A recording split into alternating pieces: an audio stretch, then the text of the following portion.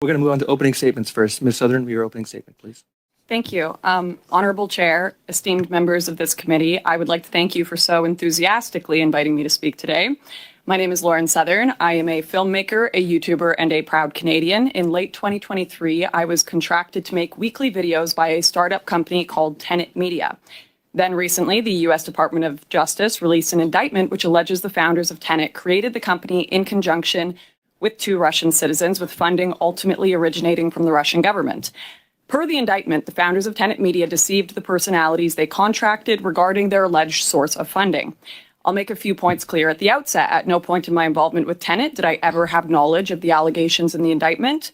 And 2, the only person who ever had any creative control over my videos was me. No one from Tenet or anywhere else ever dictated what topics I covered or what opinions I held. I always seek to fight disinformation in all of its forms, and therefore I have a duty to inform this committee that disinformation has been spreading within these very walls. Some in the media and even witnesses to this committee have attempted to paint a picture of Tenet as a hugely influential player in the political media landscape. This, frankly, is just not true. A previous witness to this committee, who went unchallenged, stated that Tenet Media controlled a network of over 16 million subscribers. This is not true.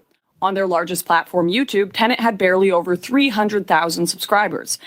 I believe the 16 million figure referred to the total number of subscribers among all of the personalities who had videos contracted or licensed by Tenet. Subscriber base is that, given all of the facts, Tenet had absolutely no control over.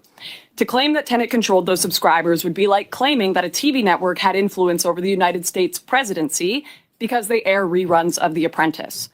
The same witness claimed Tenet garnered over 1 billion video views and 20 billion impressions. I have absolutely no idea where those numbers came from. Very readily available public data shows that on its largest platform, YouTube, Tenet received only 16 million total views. Based on the witness's specious numbers, he asserted that Russia received extraordinary value for their money. Anyone with even a cursory understanding of new media would know, however, that $10 million for 16 million views on YouTube hardly qualifies as extraordinary value. In fact, it qualifies as a total failure. So there is, in fact, a silver lining here. If the allegations are true, it appears Russia did attempt to influence Western media, but they failed pretty miserably. Now, I know the chief concern of this committee is how this debacle may have influenced Canadians. Well, I was the only Canadian commentator and the only host that consistently discussed Canadian issues. In fact, if the company had any creative control over me, which they didn't, they probably would have asked me to stop making Canadian videos since they didn't perform very well. So if you were worried about this alleged Russian money unduly influencing Canadian issues, good news, didn't happen. And I'll be honest, it has been surreal for me to watch our government, experts, and media assert that scripts I would jot down in my notes app in a line at the grocery store were secretly part of a giant foreign influence campaign.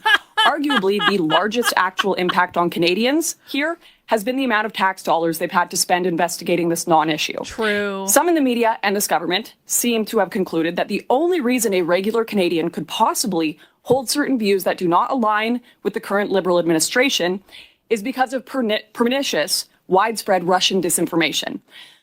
I would like to propose an alternative hypothesis, and I know it may sound insane. I know this breaches the borders of conceivable thought, but maybe, just maybe, some Canadians consulted their own moral compass and decided they don't want this country funding foreign wars. Maybe they looked around them at the hospital lineups or housing prices and thought immigration might be a little high.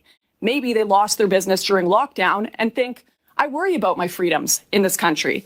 Some in this government are hell-bent on drastically exaggerating the extent of foreign influence because they can't seem to stomach the idea that they might be wrong about something and that a growing majority of Canadians legitimately and organically oppose what they are doing. They simply can't conceive that they are becoming unpopular naturally, so there must be foul play at work. Let me make this abundantly clear once more. No one but myself and my true experiences as a Canadian have informed my opinions. And to any members of this government who may be listening, I would suggest you familiarize yourself with these opinions because they are rapidly becoming the views of the majority of this nation. Thank you. Yeah!